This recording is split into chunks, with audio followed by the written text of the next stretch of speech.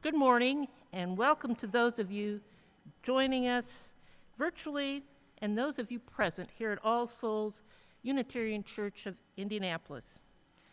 I am Crystal Francis. My pronouns are she, her. I'm the worship associate for today's service. Together with Sarah Cannon, Director of Children's and Community Programming, pronouns she, her, and Reverend Katie Romano Griffin, our senior minister and Argentinian supporter, pronouns she and Asia. We are your worship team on the chancel today. If you're visiting with us this morning, we are glad you are here with us despite the cold. While nursery care is available, people of all ages are welcome in this service, especially you, Virginia. She can't hear me. Especially you, Virginia. We invite you and welcome everyone present to please complete a connection card. This card helps us to know how best to stay connected with you and support you on life's journey. We welcome you and invite you to bring your whole self with you this morning as you join us in worship. If you'd like some extra support for this life's journey, our caring team is an extension of the ministry team and is here to support you. You can reach them by calling All Souls and leaving a message, or by email, pastoralcare@allsoulsindy.org. Our Soul Matters theme this month is wonder. Check in the know to get the packet so you can engage with the materials at home or at All Souls in person and online. Reverend Katie? Thank you so much, Crystal. So a big thing is happening right now, in addition to our worship service. I just had a share moment there. Thank you. So Argentina is in the World Cup, which is happening right now. They have not won a World Cup in over 30 years.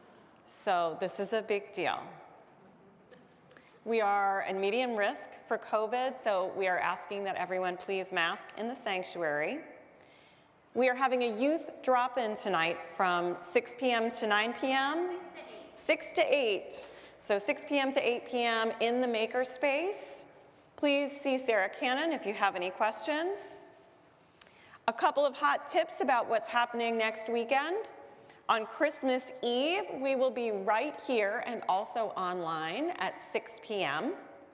It will be a multi-gen service, so come and be ready to carol and have fun and hear a solid Christmas message. And then on Sunday, December 25th, we are inviting everyone to dress comfortably, to bring maybe a pillow or a blanket, because we are going to have a slightly shorter service that is a meditative service that I will be leading. And that'll happen in person and online at 10:30 on Sunday, so a week from today. In this moment on our shared journey, may you feel witnessed and honored.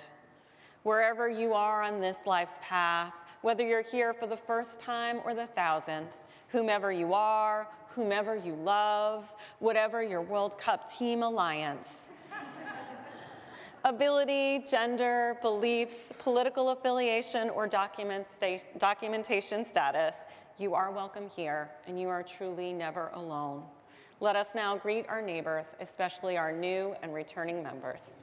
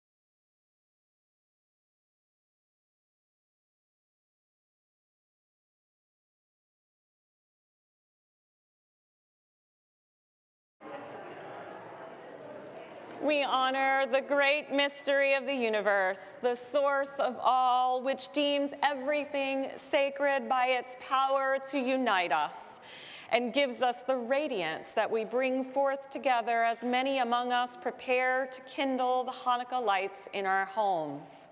We celebrate the spirit of life, wellspring of all that we perceive and imagine, as we look upon with reverence the wondrous great fortune which has been bestowed upon our ancestors throughout antiquity.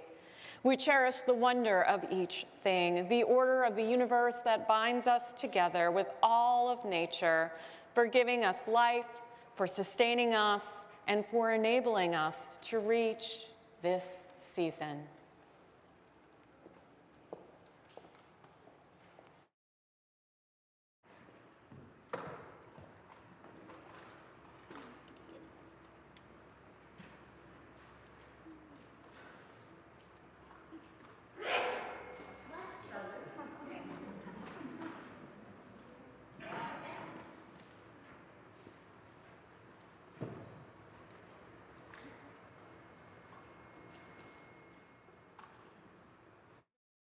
Of lighting our chalice reminds us to continually renew our promise to live into our covenant, to put love into action, and to live out the community of love and justice we aim to be. Please rise in body or spirit as Savvy lights our chalice, and we say these adapted chalice lighting words from James Philip Lake, the same words we have spoken since 1903. Love is the spirit of this church, and service is its law, to dwell together in peace, to seek the truth in love, and to help one another. This is our covenant.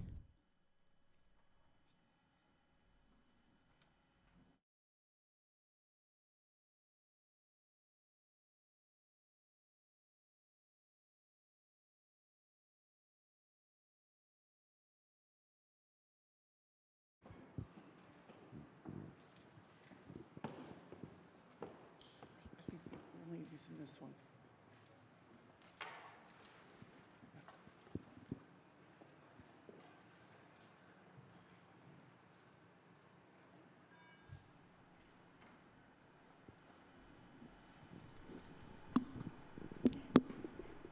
Blessed are you, O Lord our God, ruler of the universe, who has sustained us with your commandments and commanded us to kindle the lights of Hanukkah.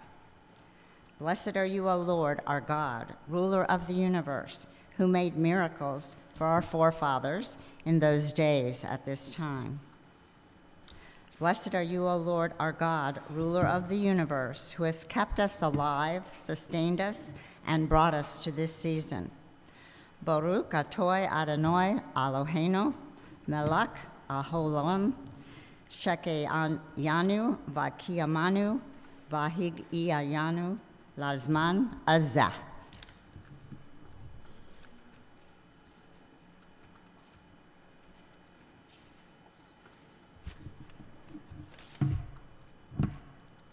Are we lit?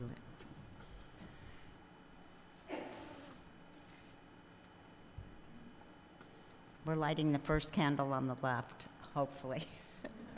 Got it? Okay.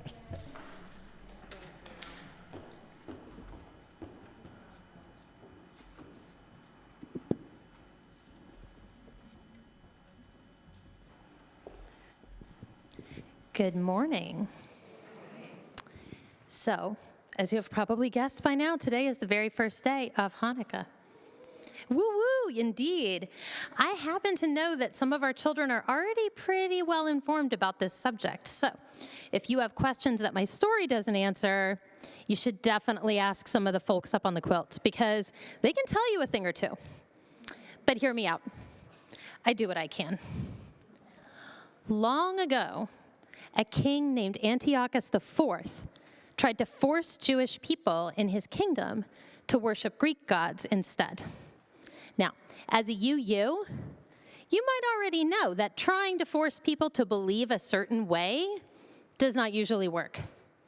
For example, everyone here either is a kid or used to be a kid, am I right? Yeah, for sure. Okay, so has a grown-up ever tried to force you to say sorry? Give me a sign if this has happened to you. I think it has happened to most of us. Now, were they able to successfully make you be sorry? Right, exactly. So what goes on in your soul is your business. Queen Elizabeth I said something kind of like that, and it might be my favorite thing she ever said. One of our spiritual ancestors, Sebastian Castellio, said so too.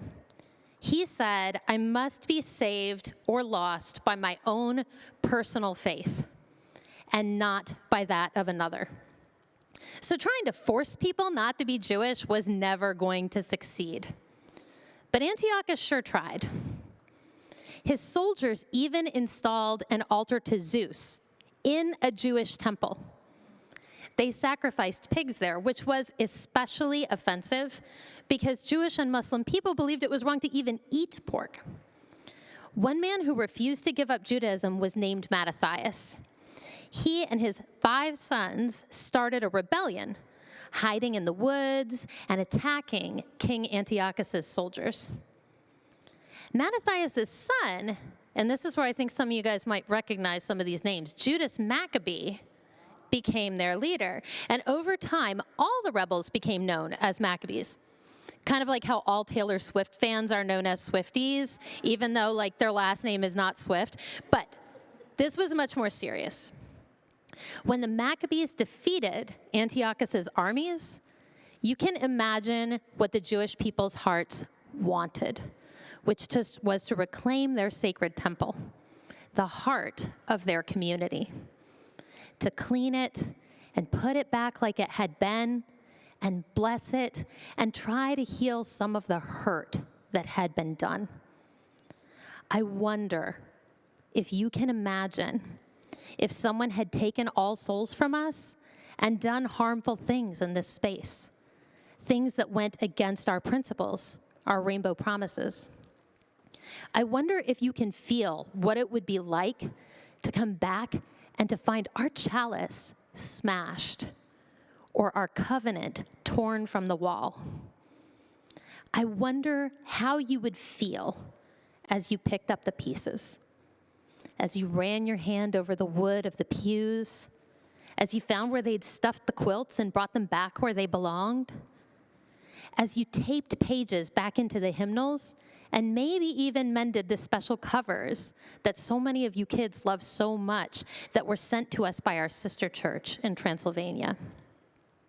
So one of the first things the people did was clean the temple and put it back as it had been. But the sacred lamp in the middle of the temple was supposed to be lit.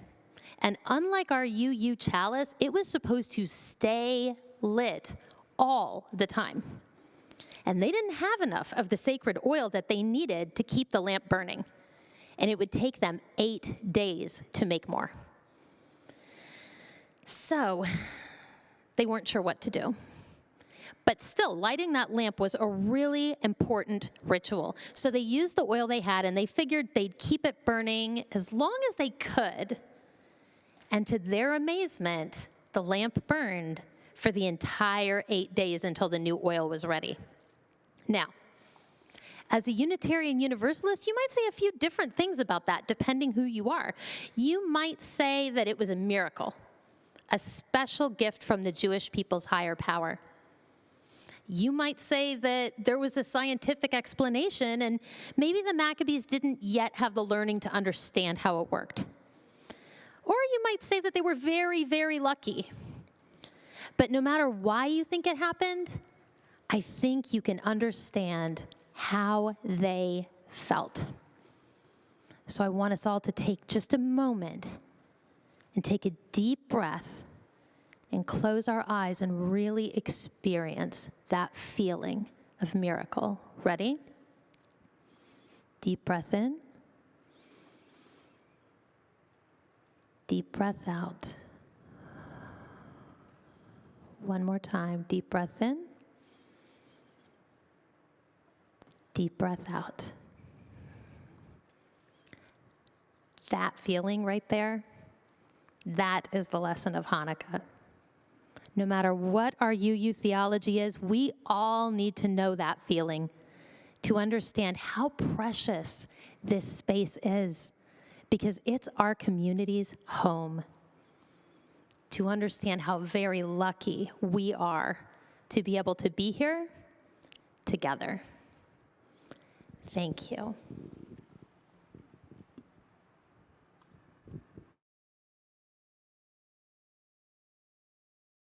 Rise and body our spirit as we sing together hymn number 221 in our gray hymnals.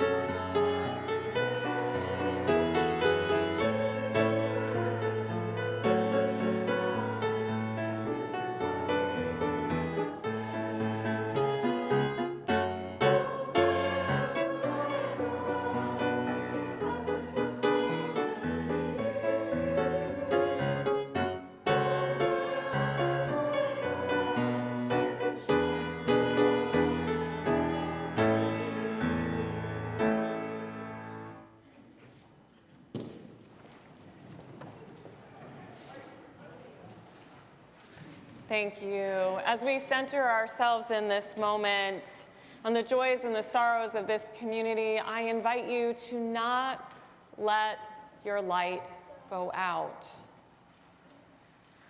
The days are long, they're often gray, and the nights still longer. Seasonal depression is real. We still wrestle with this changing, post-COVID, still present COVID world. Life is just not easy for many of us. Don't let your light go out. And I ask that you open your hearts to hold some of the joys and sorrows of others in this community, perhaps keeping a light on for them. Let us bring into this space, into our hearts, Margie Heckley, who lost her older sister, Patty, who was 84 to congestive heart failure this week. We hold in our hearts Nancy Renner-Clear, who continues to be at the University of Cincinnati Medical Center for tests to determine the cause of her current illness. We hold in our hearts Julica Herman de la Fuente, our multicultural ministry coach, who has COVID right now. We hold in our hearts Jane Alexander, who is recovering from surgery, and Faith Long, who could use some extra energy right now. And let us also hold in our hearts the family of Mary Branson and all of those here who loved her. Mary passed peacefully this week at the age of 97 in West Lafayette.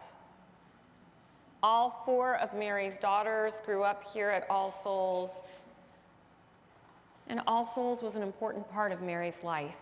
Her contributions to All Souls were numerous, and I want to thank Sandy Ryberg for some important details of Mary's life that she shared, including Mary served as the director of religious education.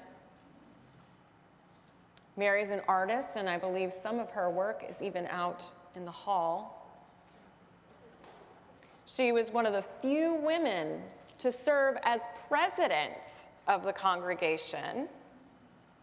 And she and her husband, Bob Branson, were members for the 62 years of their marriage. And Mary was a member for over 70 years. So let us hold the grieving in our hearts. Don't let your light go out, even as you grieve. There have been 5 shootings in Indianapolis in the last 24 hours.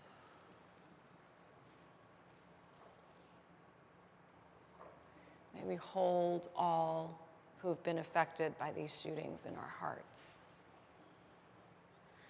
And I invite you to grow your heart still more as we hold the family and all those grieving the loss of dancer and personality Twitch, who was just 40 years old when he ended his life.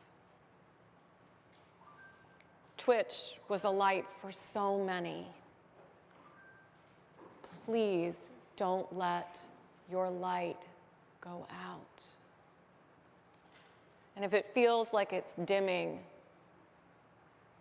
lean on someone, lean on me, pastoral care team, someone in this religious community, a friend, a therapist, or call 988. Don't let your light go out. Our theology teaches us that each of us is essential.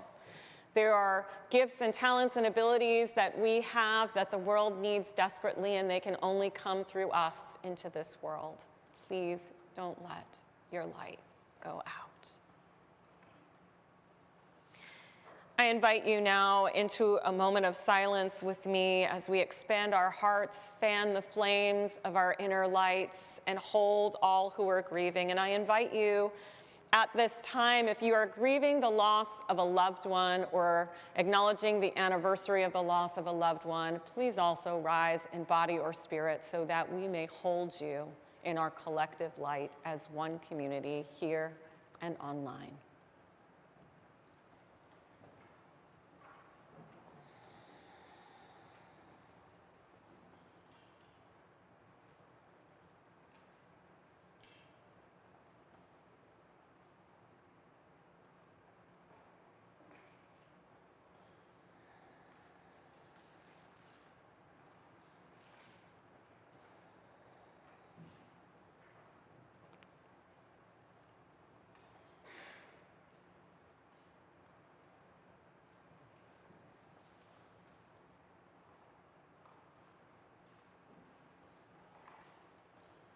May the light and warmth of community restore all hearts. May it be so. Amen, and blessed be.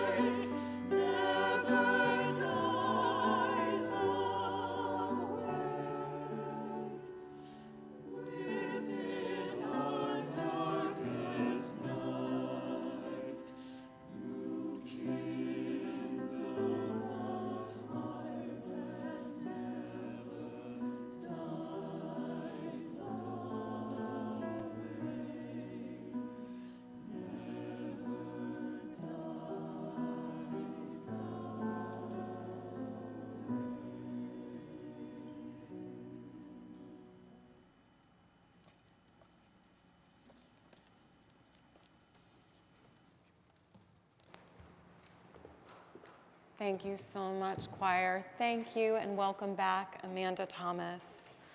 That was beautiful.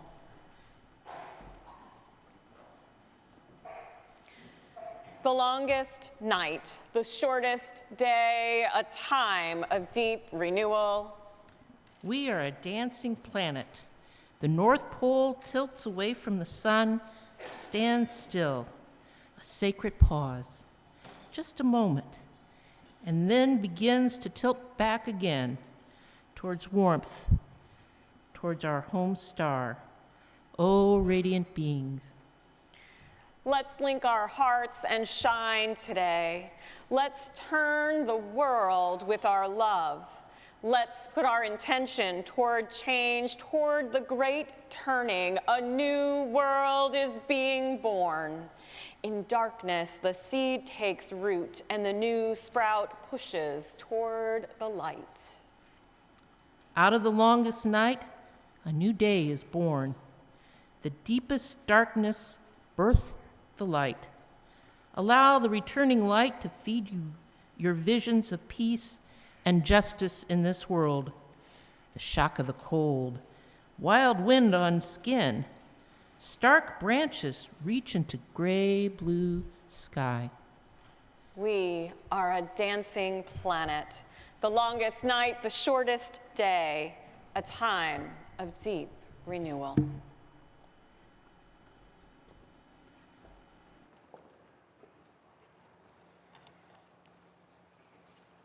Today, we acknowledge Hanukkah, and we also begin to prepare ourselves for the pagan and Wiccan fire festival of Yule. Yule is an important turning of the pagan wheel of the year. It is one of 8 festivals, 4 that are considered fire festivals. Those are the equinoxes and the solstice. And then there are cross quarters, which are the festivals that happen, the major festivals that happen in between. I came to Unitarian Universalism as a pagan and a Wiccan, and I attended a CUPS chapter that met in a Unitarian Universalist congregation, actually a fellowship. So I was, I have to admit, really cautious at first with the idea of returning to something that even felt like a church.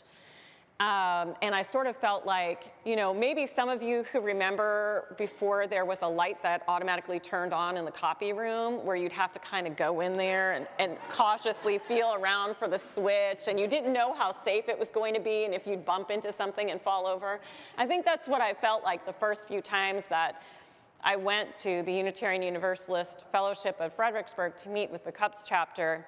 And then there was this wonderful humanist group across the hall called the Heathens. And they made me feel so welcome that I just haven't looked back since. Now, for pagans and for Wiccans, for those of us that have earth-centered beliefs, we have different ideas about what the winter solstice or Yule can be. For some, it is the birth of the Sun King who is honored. For others, this is a time where we know that Hecate, the crone, her time is waning, it's coming to an end, and as we move towards February 2nd, the maiden is preparing to rise and hold her season. Pagan and Wiccan theologies are not monolithic. In fact, they are the antithesis of monolithic. They're quite diverse. And for me, as a UU pagan, I raised my children on a Yule story that was shared with me. And negotiators that they are, both of my children, as they were growing up, identified as Unitarian Universalist humanists, yet they negotiated not only for Yule, but Christmas as well. Do not underestimate our Unitarian Universalist children. But every year on Yule, we would tell the same story. We shut off all the lights in my house, and we rest together in the dark, usually around the dining room table with a candle that none of us can actually see in the dark resting on the table. And we tell this story. We talk about what it must have been like for our ancestors, when it was cold and it was bleak and the days were long and food stores were likely running low, and the family and many of the farm animals, in order for their survival, had to come indoors. Now, if anyone's ever been without electricity for a while, you've been in a big storm, you know what happens. Everybody sort of bands together, and all of a sudden, there's games that are played. And you can tell family stories, and maybe we weren't listening to each other before when there was wisdom to be shared within the generations, but these times when we are brought together alongside with the bickering that often comes, there's a sharing of stories, and there's also a mourning, because with the cold, it also meant that there was sickness and often death. And as we would tell this story, we would also talk about the person who would bravely go outdoors on the morning after the longest night and begin to gather all of the loved ones outside to sing with the return of the sun. And at this part of the story, we light our candle. And we rotate. It's very egalitarian. We rotate who lights the candle every year. But with that flame, everyone's face illuminates. And we welcome the sun back and then open some presents. As I tell this story, you might be remembering the time of COVID, which was a different kind of barren, cold nature, where our stores suddenly were empty, where we were driven indoors, maybe afraid, where generations came together that maybe hadn't lived together in a long time. You know, both of my boys, one was still in high school, but my older son, who'd been living independently for years, suddenly had to move home because he lost all of his jobs on one single day when everything shut down. And we became a multi-generational household again, once again gathering around the table, jelly fingerprints on the walls, stories being told. Who is in your home, your community? Who is invited back indoors? And I wonder about that when I think about our ancestors who often had extended families. And even for me growing up, you know, it was very normal for multiple generations to live in one household. And this world we live in hasn't been like that. This culture, US culture, hasn't been like that in a really long time. And yet we're seeing families begin to come together. But who else would be invited indoors into your home during a time of struggle? Who might you open the door for? Who might we open the door for as a religious community? Whose stories might we open our hearts to when it's cold outside and we need to warm ourselves with conversation and community? I've been thinking a lot about what the meaning of Yule is now, in the way that life is happening, in the face of the climate crisis, which isn't going away, it's only going to get worse. What does it mean to hold the Yule story, the promise of hope after a time of suffering, but also a promise of community and joy and resilience amidst the challenges? Like, we cannot forget about the resilience that is built through multiple generations, opening their hearts to each other, and those of us who are willing to open our doors and welcome the stranger, the strength and the community in that process. So I wonder, in this world we're living in, who are we called to become as individuals?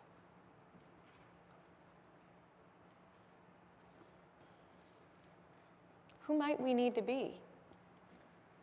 Might we be moving into someone else's space? Is that what's best for us and for community? Will that make us stronger and strengthen our community? What about our congregation? Who's really welcome here? And how do we let people know that they're welcome here? How are we that soft place to land for people in our larger community?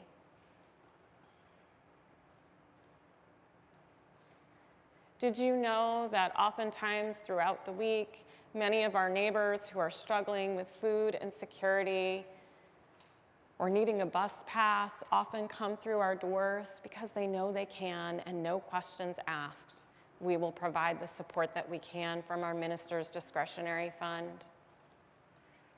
We do this for congregants, we do this for neighbors. But does that say welcome?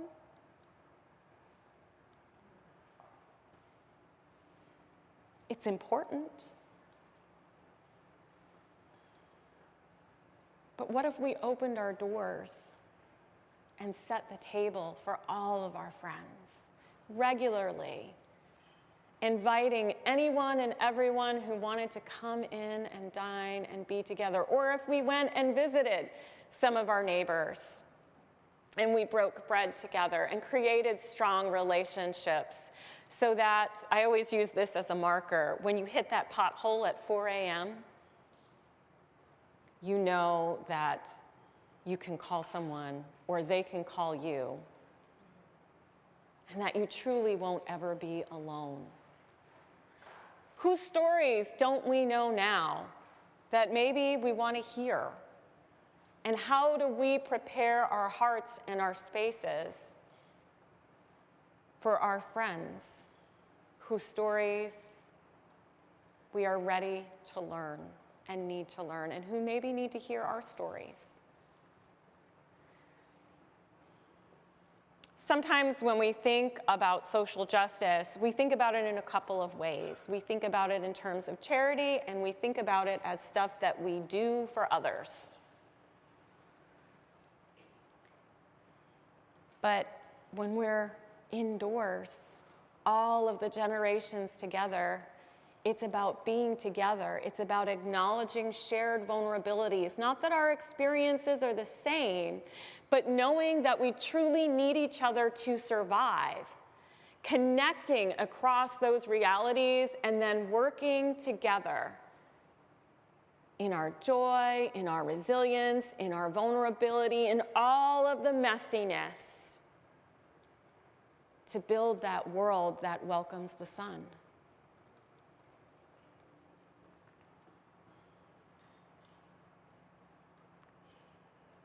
We've been doing some work as a staff team to help us in this transition, to help us build this new world, to become a part of this new world, to move with the changes of this time that have been brought to us by the climate crisis and the rise of pandemics. We're working really hard as a staff team to move from a multicultural place, as a worship team, to move from a multicultural space of understanding shared vulnerabilities, of truly being welcoming. And we're doing that in a few ways. One of those ways is by centering care. Centering care. What does that really mean?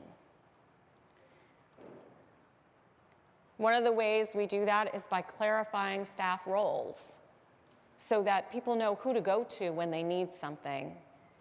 When you're struggling, you're not thinking clearly. Your executive function is automatically compromised. So to try to sift through a website and figure out who might be in charge of what is not centering your care. So we're working on clarifying those roles. That's something that the board has asked us to do. But we're centering care in another important way, and that's by moving towards sustainable schedules for staff and also helping our volunteers to volunteer sustainably. The idea that we have to be all in or all out, or that you get some sort of cookie at the end of your 60 or 80-hour week, is not going to help us change the world. Embracing rest, embracing care, these are things that will help all of us to move into this new world in a different way. Because this pushing ourselves, it's literally killing us as a society. It's causing us to eat up resources we don't need. This idea that if you work more, you should purchase more. It's killing us, and it's killing our planet. So when we think about that Rob Eller Isaac's model I keep talking about, our within, among, and beyond work, one of the ways that we're working within and among is by moving to more sustainable scheduling for staff. For the first time in years, staff who are supposed to have study leave are taking their study leave. That helps staff to sharpen their skills, to be able to bring more quality theology to everyone across the age spectrum. It helps us to plan programs that can help us to transform ourselves and others so that we truly can be a place where you come and catch the glow, and then you can go out and share it with others with an understanding of what it means to be a Unitarian Universalist. What it means to really live our faith. We say our covenant every week. And if love is the spirit of this church and service is its law, how are we centering love? When we open our eyes in the morning, how are we centering love in our personal lives? How are we centering love in this congregation? And how is the congregation centering love in the work we do in the world? These are questions we have to really ask ourselves to live as Unitarian Universalists. And if service is our law, how are we engaging in service in a way that is reflective of love being at the center? Because if we're just doing charity without a deep connection to people, we're doing an act of charity, which is kind, but if we are not centering relationship, we're missing opportunities for love and connection, for understanding, for story sharing, and for transformation for ourselves and for others. Love is the spirit of this church, and service is its law. This next year, let's learn how to really embody this in this new world we find ourselves in. And maybe some of the things that we used to do will still be with us. And maybe there'll be some new things, but we're gonna have some help on this journey. Our multicultural ministry coach, Julica Herman de la Fuente, and we're also going to be receiving some information from an organization called FaithX, which is a church growth organization that I've worked with for years, and they're going to provide us with some key data that will help us understand what's happening in our community within 5 and 15 minutes of this congregation. What are the needs of people? What TV do people watch? What magazines do they read? What's their midweek availability? What are their struggles? How upside down are they on housing costs? What are their ridiculous childcare costs, which is like a mortgage payment every single month? And how can that data inform how we embody love and how we engage in partnership type service? So keep an eye on In the Know. You'll know when that meeting's going to be with FaithX, and you'll be invited to learn about the story that the data is telling us. And I will tell you that I hear gunshots every night when I go to sleep. And for many of us that live within 5 and 15 minutes of our congregation, that's our story. We go out our door in the morning and we're having conversations with our unhoused neighbors, and we are inviting friends over, and some of us may be also struggling with housing ourselves. Some of us are worried that our power bills are going to be shut off. This is our reality inside our congregation, and also particularly within our 5 and 15-minute drive. So how will we be living into love and service in the presence of these truths? And are we ready to truly acknowledge who we are in the room and who we truly welcome? And do we feel welcome in the space? And can we share our stories and talk about those things with love? As we connect with our Yule story this year, I invite you to think about these ideas, to rest in the quiet darkness that is offered by this time. And as those first rays of sun fall after the longest night of the year, to think about how we might start planting seeds and growing and nourishing a new world where not only are we fed, but everyone is fed. Everyone finds nourishment, and everyone finds a seat at the table. To guide us on this work and center care, I gift you these words by the Reverend Derek Jackson. Spirit of rest, divine nourishment, we are carrying so much. We've been carrying so much for way too long. Help us find moments of rest. Help us find those places of release. Help us to remember that we are human bodies, not automatons. We need nourishment and care. Bless us with space to breathe.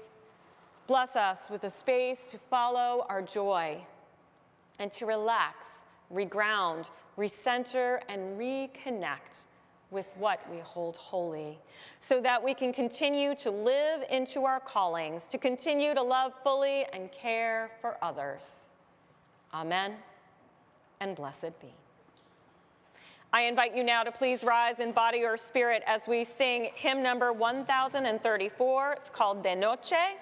Liz will play it through once, then we'll sing it first in Spanish and then in English.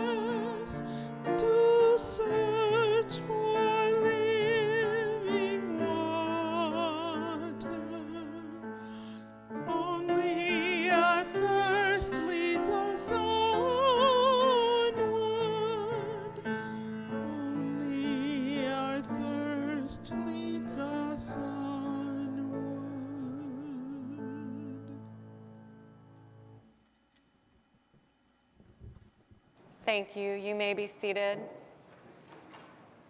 Each week we gather to align our giving with our values, and we support missions and ministries of our congregation and share half of our weekly offering with an organization whose values align with us. In the spirit of partnership, we are giving this week and sharing our plate with the East Coast Migrant Head Start program. which is located right here in our building. This bilingual preschool is serving the migrant community that is within our 5 and 15-minute drive. We've also talked to Patti, who's the executive director, and we'll be clarifying ways that we can volunteer and help out within the preschool in the coming year. So keep an eye out for that. But for today, I invite you to contribute. You can give cash or check in the collection plate, or you can give online by going to allsoulsindy.org, where you'll find a link that says Give to All Souls here on the left side. Thank you so much for your generosity and your support of All Souls, as well as your continued love for one another in this world. I invite you now to take a moment to make your gifts, and this morning's offering is now given and gratefully received.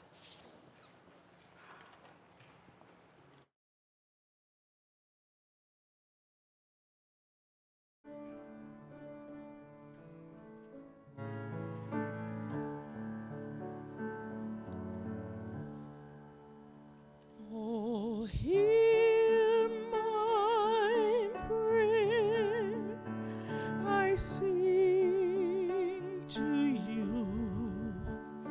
Be gracious to the ones I love, and bless them with goodness and mercy and peace. Oh, hear my prayer to you.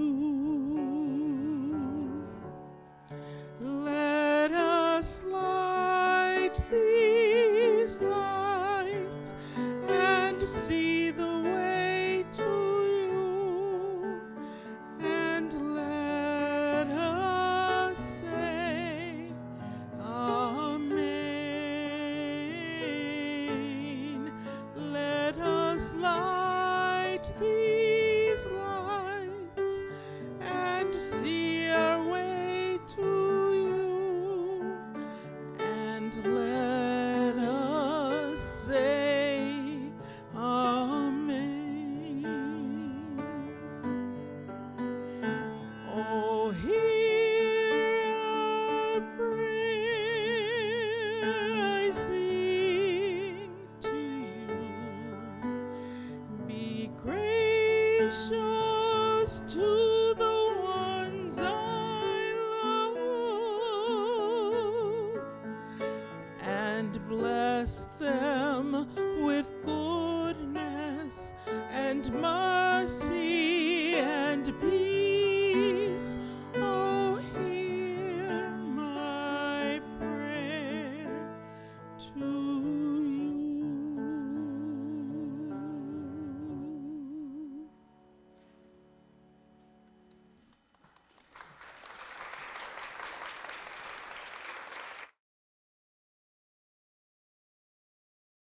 Beautiful. Amanda, thank you so much for being here as we've navigated this time. Can we thank Amanda again? Coming from Chicago.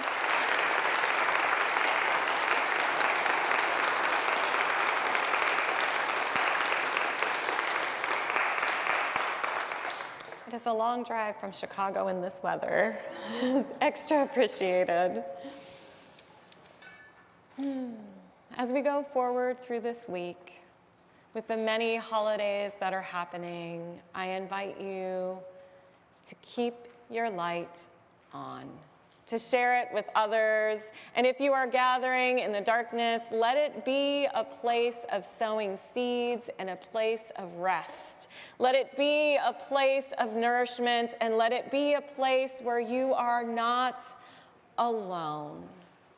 Reach out, connect. You are a part of something larger. You are a part of a place where the spirit of love is at the center. But love only works when we share it and when we let it in. So let us do both of these things this holiday season. Let it be so. Amen, and blessed be.